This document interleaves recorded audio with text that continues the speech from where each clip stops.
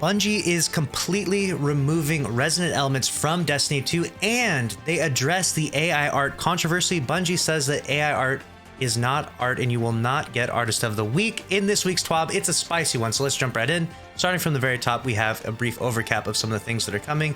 Obviously, we have the 24-hour maintenance and all of that. This has all been covered in previous videos from me, so make sure to look through all of that. And then there was a huge earthquake disaster in Syria and Turkey, so if you want to help support that, you can give a donation to their fund, and it's right there, Bungie.com/Quake.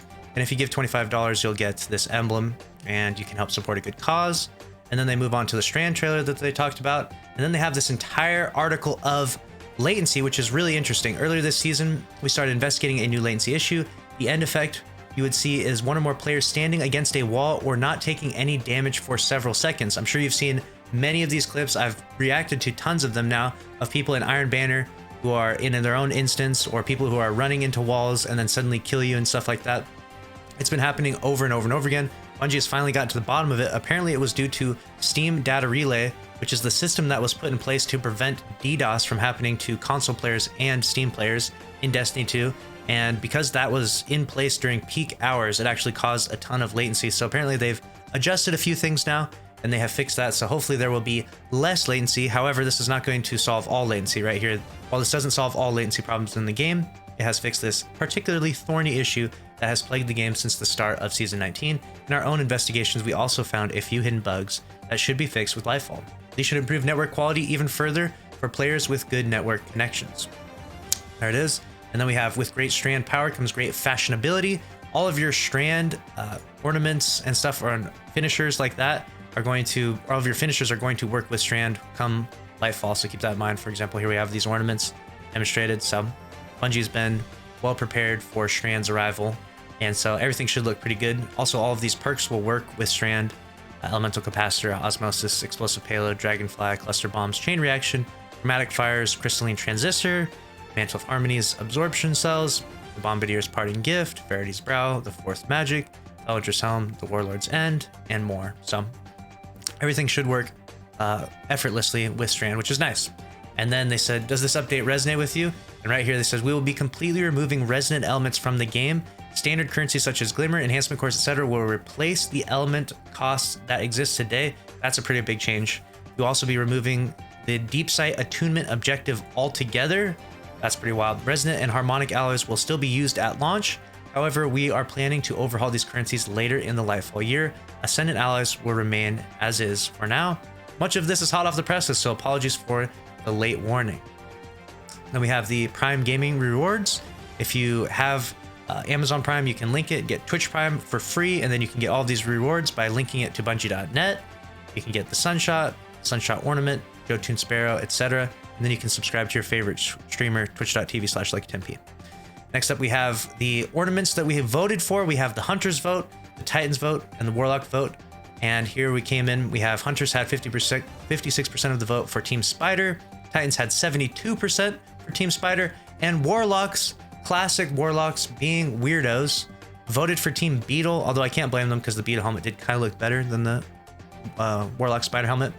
But so it looks like that's going to be the end result for the ornaments for the different classes. And then we have the vote for the Trials map, came out to be Radiant Cliffs this week, and there should also be Freelance, so look forward to that. 44% of people wanted Radiant Cliffs, and Freelance should be a pretty good week for Trials. Then we have the player support report. We have the Destiny Content Vault expansion content will no longer be added to the DCV. Players can expect all Season 16 through 19 content enter the DCV, excluding the Season 16 SAVs Battlegrounds and the Season 19 Heist Battlegrounds, which will instead be added to the Vanguard Ops playlist beginning in Season 20.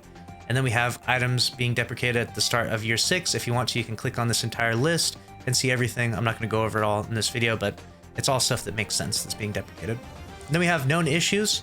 They go through a list of known issues in the game, and then they talk about the drama right here, that you need to make sure you tag Artist of the Week or Movie of the Week in your posts, and they actually address here the AI art controversy that happened. So let's read this together.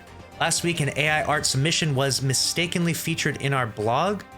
The process of choosing these involves a team effort, and with this technology being so new, we don't have a foolproof way of knowing what submissions are AI art. Although I will say this, if you actually look at AI art, they often really mess up the fingers. They get really muddy. So if you ever want to look at a submission of AI art. You'll notice that across the board. Look at the fingers.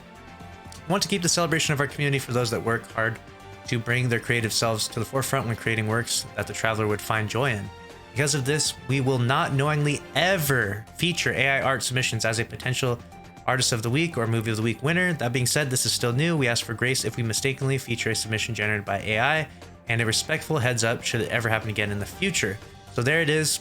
You cannot win Artist of the Week if you submit AI generated art. So that's going to be a hot one, and a lot of people will weigh in on their opinions. Let me know your thoughts down below. I know when I made that video, I thought it was a slam dunk. I was like, oh, everyone would agree about that. But a ton of people were commenting saying AI art is art, you know, and all of that. And so clearly this is a very divisive topic. So let me know your thoughts down below. And then we have everything else we're going through. We've got the Movie of the Week. We've got the Artist of the Week. That's pretty much a wrap on this week's Twab. A spicy one indeed. And looking forward to Lightfall. And I'm happy that they were able to clear up some of these latency issues. Let me know your thoughts about everything in this week's Twab. Make sure to subscribe if you want to stay up to date on all the news in Destiny 2. Smash the like button. I'll see you in the next one. Later.